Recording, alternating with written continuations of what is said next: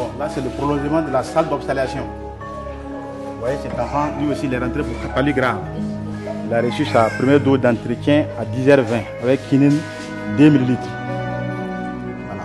Voilà que...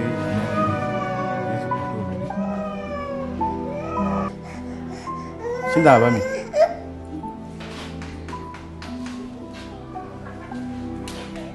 Ça va bien? Abdominica. C'est Abdominica. Doit Abdominica bien. D'accord. Voilà. Quand on va faire, tu vas chez moi. À Abdominica.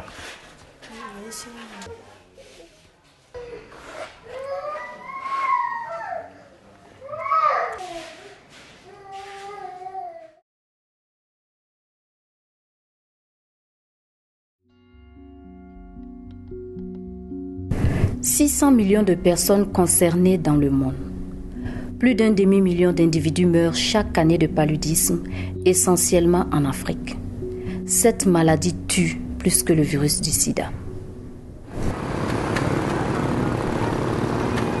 À l'avant-garde de la lutte, on retrouve les chercheurs. Une équipe pluridisciplinaire du Centre Muraz travaille en étroite collaboration avec l'Institut de recherche pour le développement et l'Institut de recherche en sciences de la santé. Nous sommes un laboratoire qui a un label OMS. Ça veut dire que pour la plupart donc, des molécules, des formulations, des matériaux imprégnés d'insecticides, ils ont besoin de les tester dans un centre fiable et qui répond aux critères donc, que l'OMS aurait donc choisi. Et ça veut dire qu'il faut avoir accès à un terrain, avoir une équipe compétente et avoir l'expérience requise. Le combat du Dr Roch Dabiré porte sur la lutte antivectorielle, c'est-à-dire sur le moustique qui transmet la maladie. L'Anophèle gambier est le principal vecteur du paludisme en Afrique. 3 options pour vaincre ce moustique: diminuer le contact avec l'homme, réduire le nombre d'insectes adultes, éliminer si possible les larves de ce moustique. Nous avons une infrastructure assez outillée donc pour travailler en amont et en aval sur les stratégies de lutte antivectorielle. Et pour ce faire, par exemple, nous avons des laboratoires ici qu'on appelle les laboratoires de bioessais.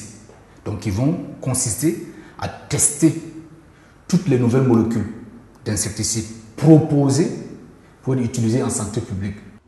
Les expériences menées en laboratoire sont pratiquées sur une variété de moustiques particulièrement sensibles aux insecticides. C'est l'espèce Kisumu élevée dans l'insectarium. Nefan nanate ambo odon kila kimine produit ma do ala folo donc nan nanana e amba sene kado anga tasani kono kasusufan do ala. Il faut nourrir les œufs pour qu'ils deviennent des larves. Ces larves vont changer périodiquement de stade pour se transformer en nymphes.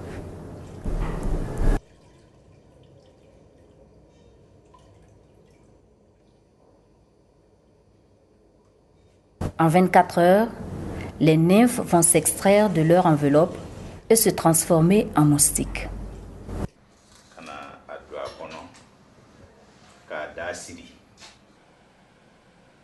Ces moustiques seront mis à la disposition des chercheurs du laboratoire bioessais. Ici, les moustiques sont prélevés et placés dans des tubes contenant du papier imprégné d'insecticides. L'objectif est de vérifier pendant 1 heure leur sensibilité et leur niveau de résistance au contact du produit.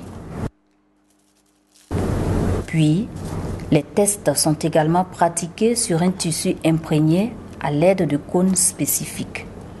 24 heures après, les moustiques morts et les moustiques vivants sont décomptés. On peut alors procéder à l'évaluation finale. Donc le premier point, c'est de montrer que votre produit tue tous les moustiques sensibles. Ensuite, vous irez dans une phase 2. Vous allez au-delà des résultats du laboratoire vers le terrain. Bama a été sélectionné comme site d'expérimentation. Le choix de ce village n'est pas fortuit. 22 000 habitants y vivent pour une raison principale, la riziculture irriguée. Si les hydroaménagements ne sont pas toujours la cause directe d'épidémies, en revanche, ils génèrent des conditions de vie qui exposent les populations.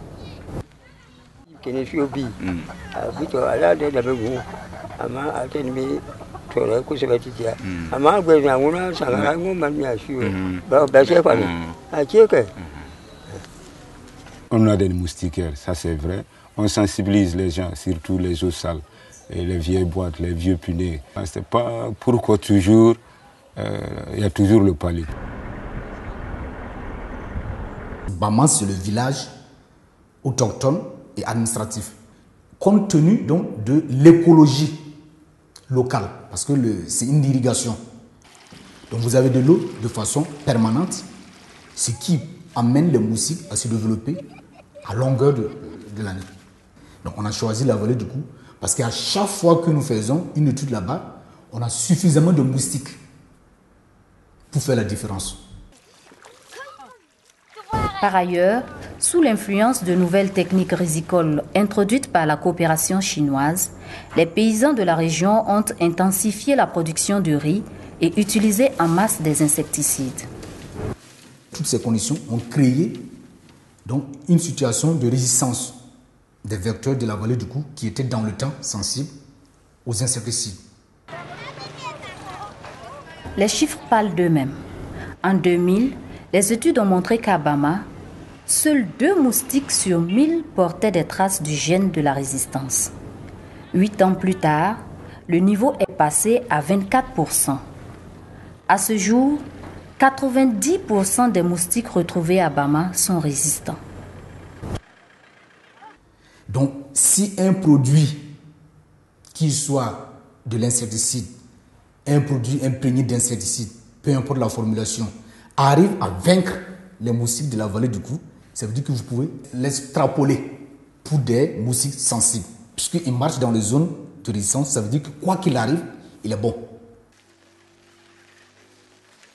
Bama est donc un laboratoire à ciel ouvert, idéal pour mener les expériences de lutte contre le moustique. Sur le terrain, 12 cases expérimentales ont été construites.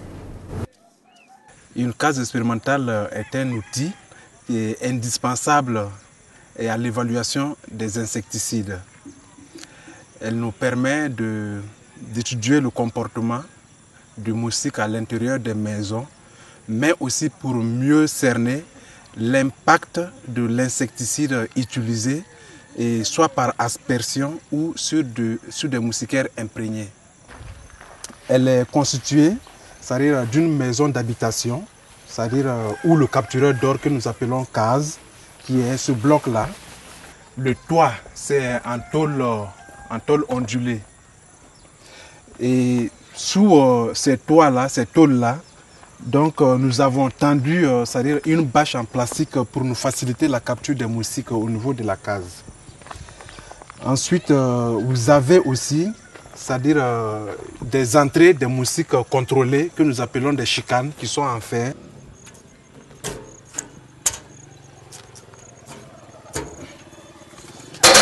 Donc, dès que le moustique entre, il est piégé, il ne peut plus ressortir.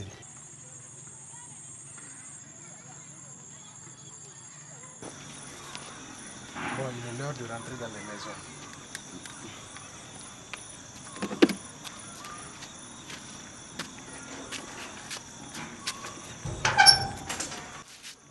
Karim Ouedraogo est un jeune homme du village de Bama. Tous les soirs, entre 18h et 19h, il vient passer la nuit dans la case.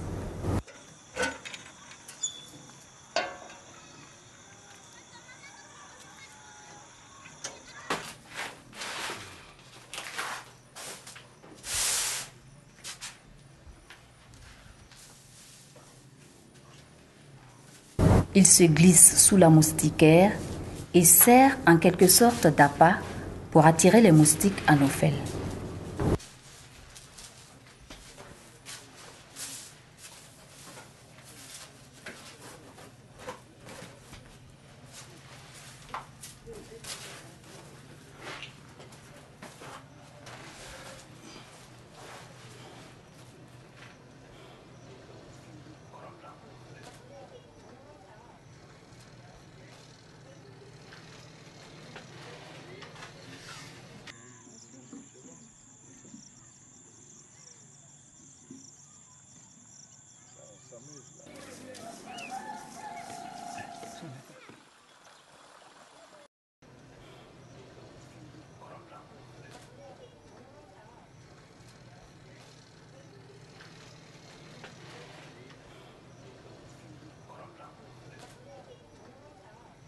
Au petit matin, Karim ferme les chicanes.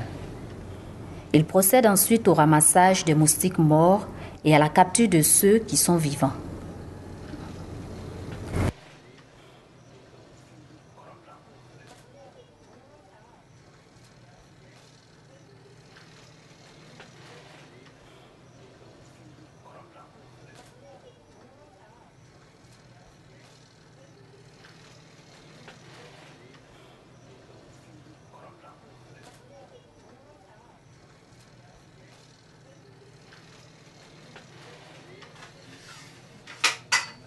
Si après cette évaluation également, au niveau des cases-pieds, vous avez un résultat satisfaisant, vous passez maintenant au niveau naturel, c'est-à-dire ce qui concerne phase 3, qui consiste à travailler avec la population. En termes de lutte de prévention, il faut que la population comprenne, accepte et participe.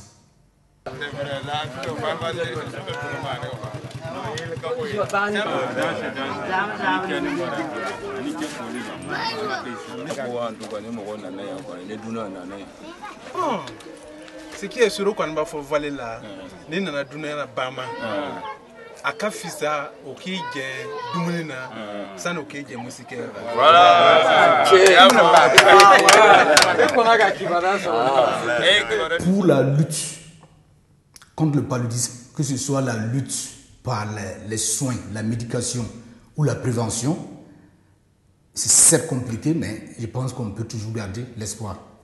L'espoir, c'est quoi? Vous avez de nouveaux outils de lutte qui sont proposés. L'espoir, c'est quoi?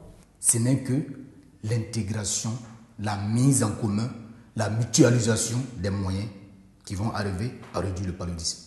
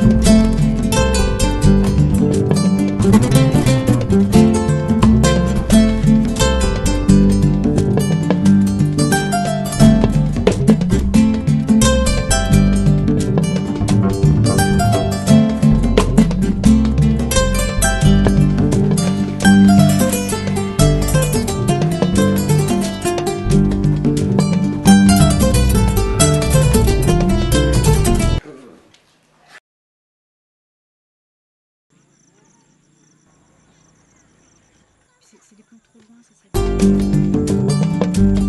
serait...